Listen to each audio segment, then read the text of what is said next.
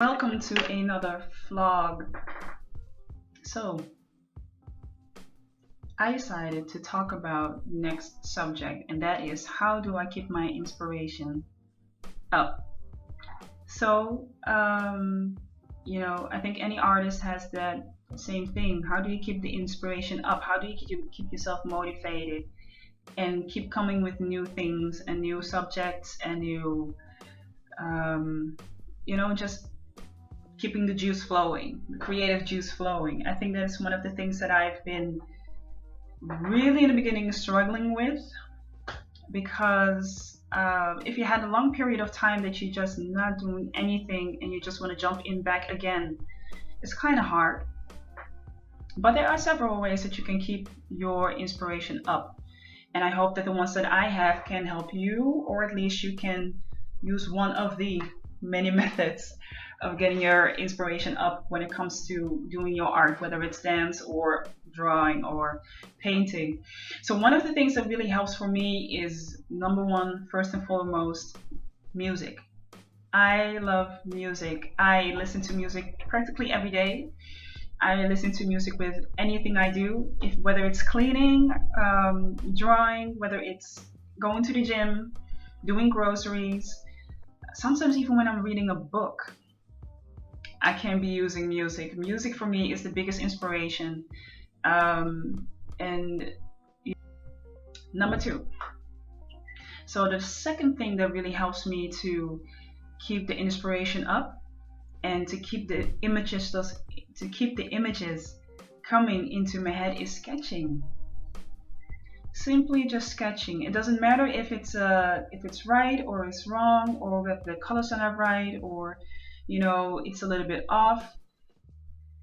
Finished but not perfect. That's what I have in my head when it comes to sketches. It can be finished.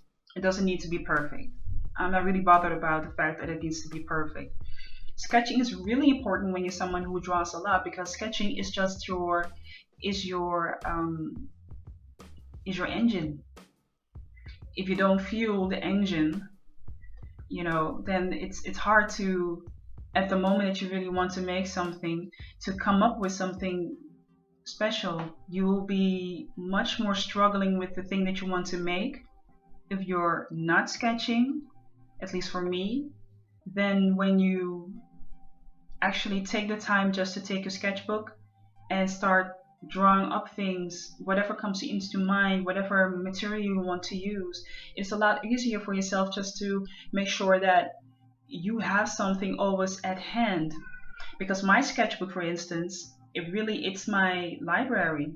It's where I put all my ideas in. It's all where I put all the color combinations in. Sometimes some sketches work, something doesn't work. Like I said, finished, not perfect. I really don't care about that. It has to be on paper, and I always can go back to say, well, hey, I started this. How can I work this out? Or, these colors really don't match, and then start matching other colors up, and then hey, there you got it. You got a whole new illustration. So sketching is really important when it comes to being creative, when it comes to be an illustrator, or even when you're a painter or whatever. You have to be able to be sketching and keep that juice flowing. you know Number three, I love cartoons. I know I'm a grown woman and I like cartoons. Yeah, I like cartoons. I used to love comics, but I don't read that many comics. I didn't in the past. I didn't really read many comics, but I love I watch cartoons. So eventually I was into the comics. So what is the thing about cartoons? The thing about cartoons is the animation, is the livelihood, is the way the bodies are constructed, is the way the characters are developed. It opens actually a whole new world that doesn't exist, but kind of does. And for me, it's like an okay, like approval to actually do certain things that you normally wouldn't do or normally wouldn't think about. But once you see the possibilities in front of you in cartoons, different types of cartoons, it just makes sense to just go over the border, not to stick into that one little box that you have and think, well, that is it. This is the only way that I can write. This is the only way that I can draw. Or this is the only way that I can perceive an idea. This is the only way that I can work. So cartoons really inspire me.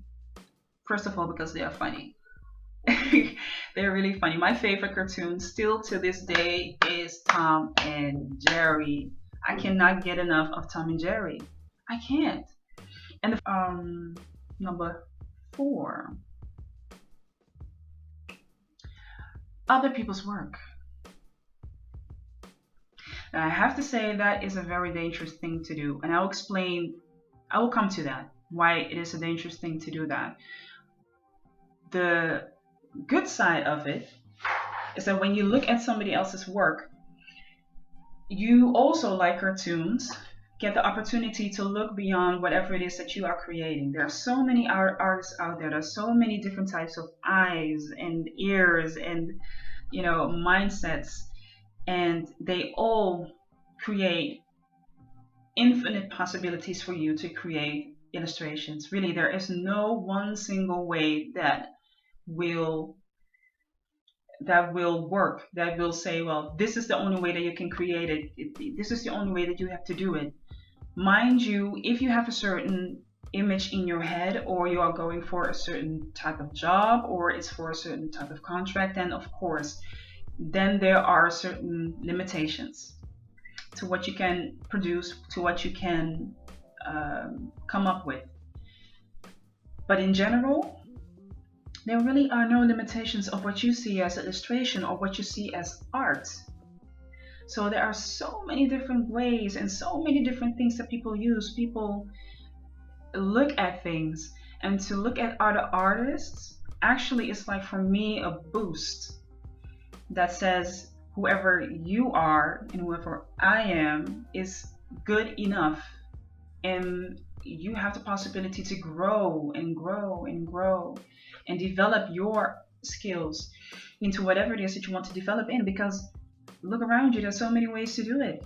There's so many ways that you can go out there and create your own type of art. There's really no set of rules, and really there's no way that somebody can tell you that is right, that is wrong. Really, there isn't, unless it's for a contract or it's a commission, or for your job. Then you need to have this maybe creative input that has certain boundaries. But other than that, if people will respect your work, if people know about who you are and they respect your work, then you can basically do a lot of things, and at least a lot of things that you're happy about, that you're proud of. Do explore, and do look at other artists, look at how the way they work. Now, the downside of it is that it can be sometimes really daunting and intimidating, because what you do is that you start to compare yourself to other artists, and you start to compare yourself to them, like, oh my god, they do this way, they do that way, they do fill in the blank. And the moment that you start comparing yourself to that artist, that is the moment that you just need to stop, take a breath, step back, and say, this is how they do it, respect it, appreciate it. It's not really easy, when you see certain artists, and I'm like, oh gosh, I want to burn my work. Number 5 is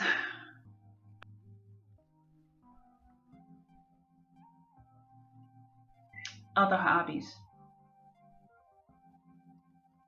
Yes, I said it. Other hobbies, other things. Anything that does not have to do with illustrating. So that's really important for me, myself. Like I said, I love music. I love to listen to music, but also one of my other hobbies is that I love to dance.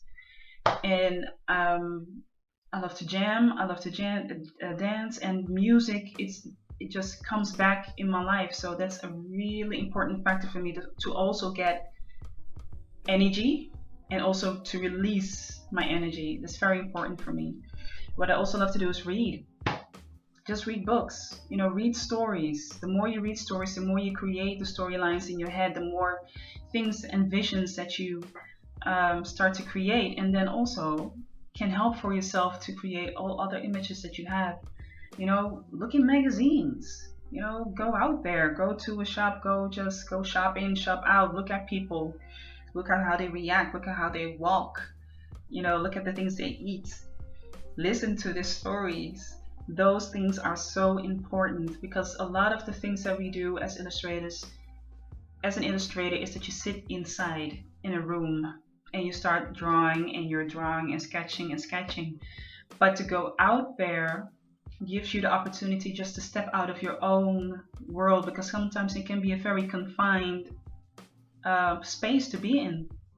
So when you go out there, it's easy for yourself also to get all that energy in and start drawing and to start producing things that can help you. I think those 5 things are really good things that you can use as an illustrator, just to get that energy up and the inspiration, keep that going again. So dear people, that was my vlog for this week, and I just want to say thank you for watching. If you want to reach me, you want to come in contact with me, go to one of the many social media platforms that I'm on.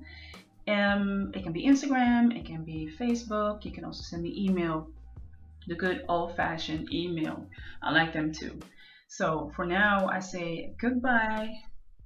Thank you for watching, and see you next time.